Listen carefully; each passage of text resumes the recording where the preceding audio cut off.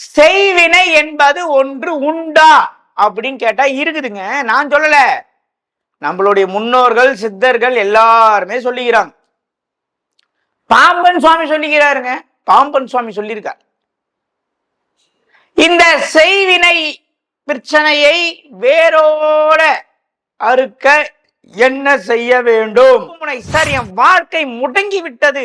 எவ்வளவு பேர்கிட்ட அஸ்ட்ராலஜி பார்த்துட்டேன், எவ்வளவு விஷயங்கள் செஞ்சுட்டேன், எவ்வளவு கோயிலுக்கு போயிட்டேன், எனக்கு ஒண்ணுமே புரியாத, பிளாங்கா நிக்கிறேன். அஷ்டமி அன்று சூரிய உதயம் ஆயிடுச்சா, உப்பு போடாத, சாப்பிடக்கூடாது. சூரியன் உதயத்திற்கு முன்னாலே பல் துளக்கி விட்டு குளிக்க வேண்டும். சூரியன் உதயமான அடுத்த அரை மணி நேரத்தில் ஆலயத்தில் உள்ளே நுழைந்து அம்பாளையோ சிவனையோ பார்க்க வேண்டும். அன்னைக்குதான் உங்க வாழ்க்கையில ஒரு விடிவெள்ளி.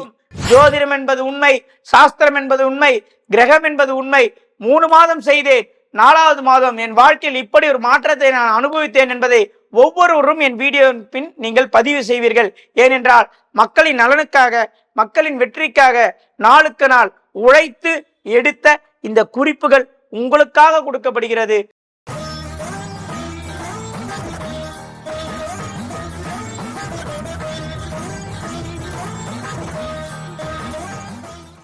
அனைவருக்கும் வணக்கம். நான் உங்கள் PMK சம்பத் சுப்பிரமணி.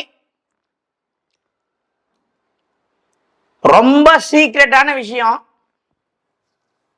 இன்னைக்கு நம்ம இந்த வீடியோல அதை உடைக்கிறோம். ஆராய்ச்சி டிவைன் 316 ஏன் பேர் வச்சேன்?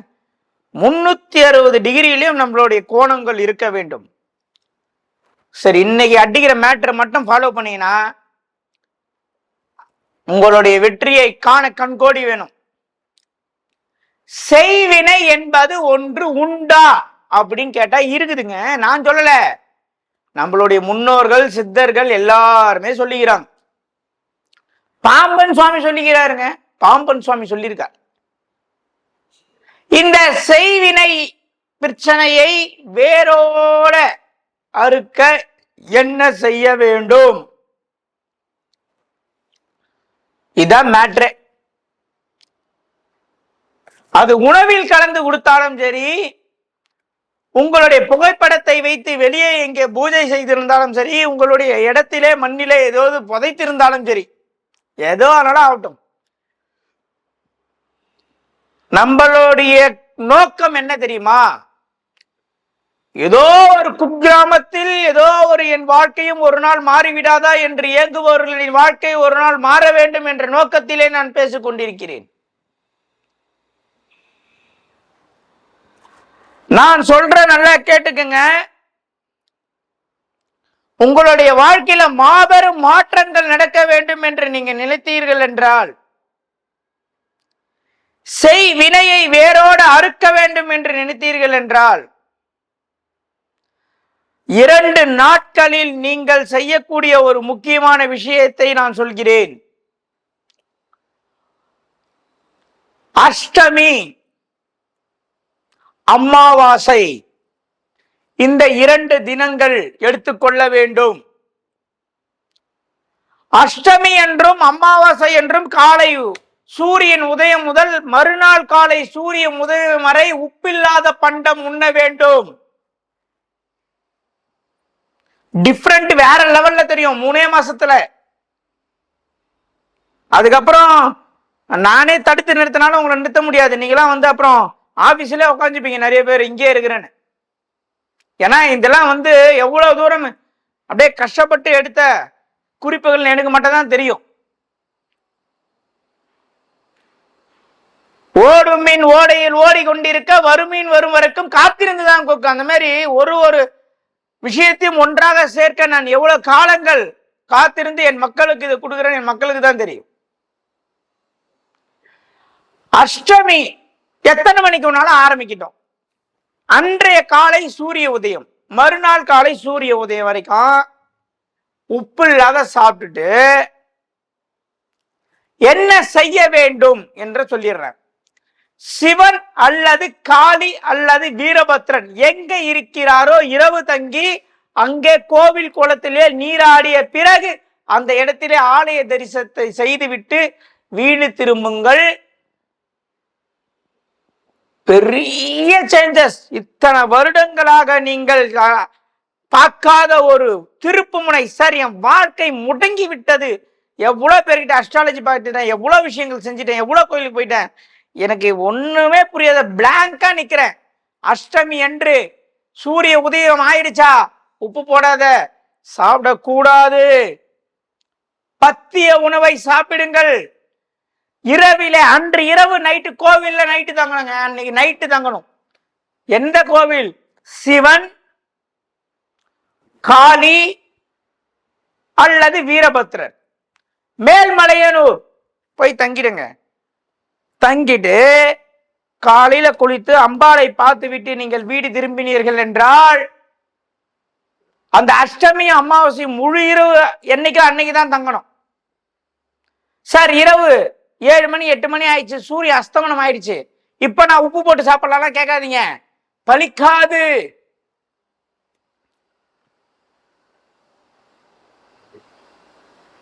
எந்த ஆலயத்தில் நீங்கள் இரவு தங்குகிறீங்களோ, அமாவாசை அன்னைக்கு கூட்டமா இருக்கா, அஷ்டமி அன்னைக்கு தங்குங்க. அஷ்டமி அல்லது அமாவாசை என்று நீங்கள் ஒரு ஆலயத்திலே இரவு தங்கி காலையிலே புனித நீராடி அந்த இறைவனை வழிபட்டு பிறகு வீட்டுக்கு திரும்பினால் எவ்வளவு பெரிய விஷயமா இருந்தாலும் வேரோடு அருந்துவிடும். ஏன் 3 மாதம் சொல்றேன்?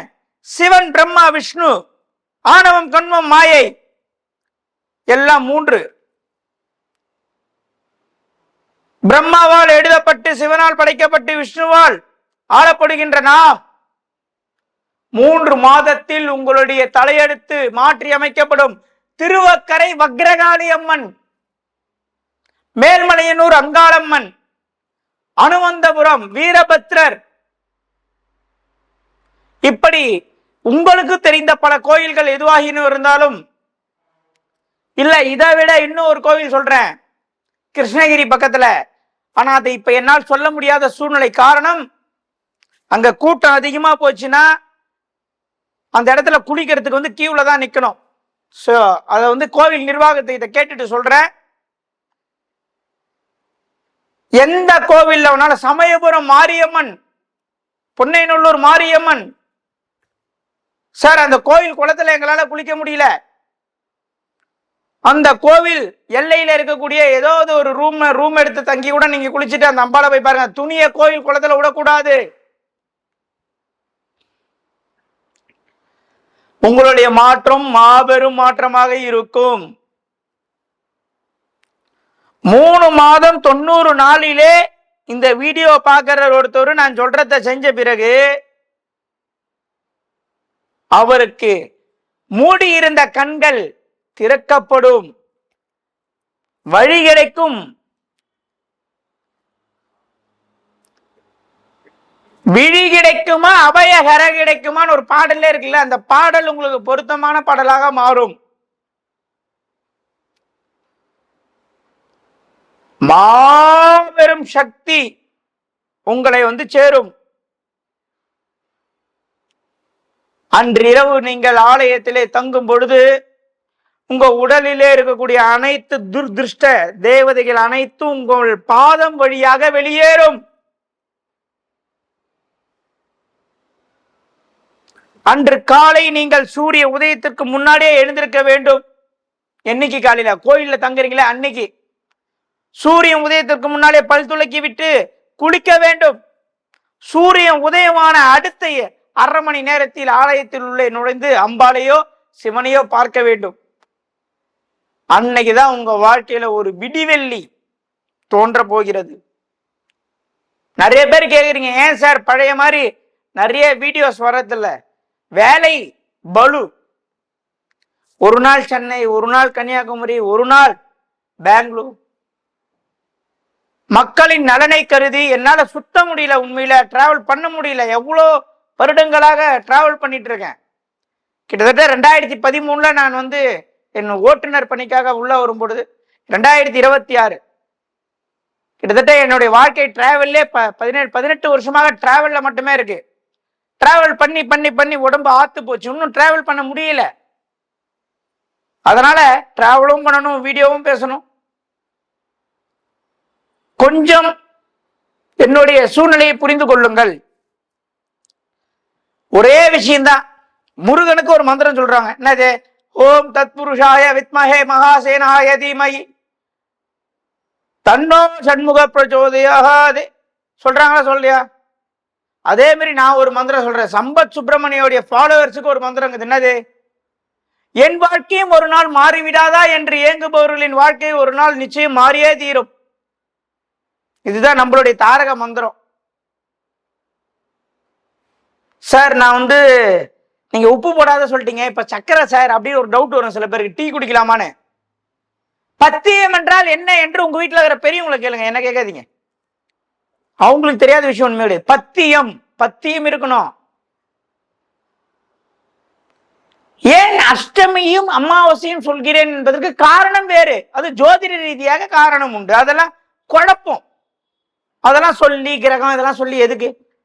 டைரக்டா சப்ஜெக்டே கொடுத்துறேன். பலாப்பழத்தை உரிச்சு கொடுக்குறேன், சாப்பிட வேண்டியதுதான் உங்க வேலை. சார் எனக்கு செய்வினை இருக்கா என்னன்னு தெரியல, ஆனா என்னுடைய வளர்ச்சி ரொம்ப வருஷமாவே இல்லை. ஒருவேளை செய்வினையா கூட இருந்திருக்கலாமோ அப்படின்னு நான் நினைக்கிறேன். நான் இதை செய்யலாமா? தாராளமாக செய்யலாம், 100% செய்யலாம். சார் நீங்க சொன்ன 3 கோயிலை தவிர வேற எதனா கோயில் இருக்கா? இருக்கு. அமாவாசை என்று வெண்பேடு என்ற ஒரு ஊர், சென்னையிலே அகஸ்தீஸ்வரர் கோயில்ல நைட்டு தங்கலாம். திருப்போரூர் கந்தசுவாமி போய் அந்த மண்டபத்துல தங்குங்க. காலைல குளத்துல குளிச்சுட்டு முருகனை பாருங்க. முருகன் தான் மந்திர தந்திர யந்திரத்துக்கு அதிபதி. அடிச்சு நவுத்து எடுத்துருவார். ஜீவ சமாதிகள் முடிந்தால் திருவண்ணாமலை போய் எதனா ஜீவ சமாதியில படுத்துருங்க. அஷ்டமிக்கு இல்ல அமாவாசைக்கு காலைல எழுந்து அப்படியே குளிச்சுட்டு மீதி இருக்கிற கிரிவல பாதையை சுத்திட்டு அண்ணாமலையாரை பாருங்க. அண்ணாமலையாரை பார்க்க முடியலையா? கோபுரத்துல இருந்து காலில் உழுது கும்பிட்டு வாங்க. உங்க வாழ்க்கையின் வெற்றி ஹிமாலய வெற்றியாக இருக்கும். ஜோதிடம் என்பது உண்மை, சாஸ்திரம் என்பது உண்மை, கிரகம் என்பது உண்மை. 3 மாதம் செய்தேன், 4வது மாதம் என் வாழ்க்கையில் இப்படி ஒரு மாற்றத்தை நான் அனுபவித்தேன் என்பதை ஒவ்வொருவரும் என் வீடியோவின் பின் நீங்கள் பதிவு செய்வீர்கள். ஏனென்றால் மக்களின் நலனுக்காக, மக்களின் வெற்றிக்காக நாளுக்கு நாள் உழைத்து எடுத்த இந்த குறிப்புகள் உங்களுக்காக கொடுக்கப்படுகிறது. பயன்படுத்தி பாருங்கள். மாபெரும் வெற்றி கனியை வாகியை நீங்கள் சூடுவீர்கள். இதெல்லாம் கன்சல்டேஷன்ல சொல்ல வேண்டியதை அனைத்துமே இப்ப வீடியோல சொல்றேன். ஏனென்றால் அனைத்து மக்களும் பாரபட்சமின்றி அனைவருமே வெற்றியடைய வேண்டும். வாழுகின்ற இந்த குறுகிய காலத்தில் மக்களை வெற்றியடைய செய்ய என்னென்ன வழியோ அனைத்தையும் செய்வதுதான் நம் இந்த PMK வாஸ்து அகாடமியின் வேலை. வெற்றி பெறுவோம் நிச்சயம், அதில் எந்த விதமான மாற்று கருத்தும் இல்லை கூறி, வேற ஏதானும் உங்களுக்கு கோவில் இரவு தங்க அலோடு இருக்கிற கோயில் உங்களுக்கு தெரிஞ்சா வீடியோல பதிவு செய்யுங்க. அந்தந்த மாவட்டத்தில் இருக்கிறவங்களுக்கு அது உதவும். நன்றி, வணக்கம்.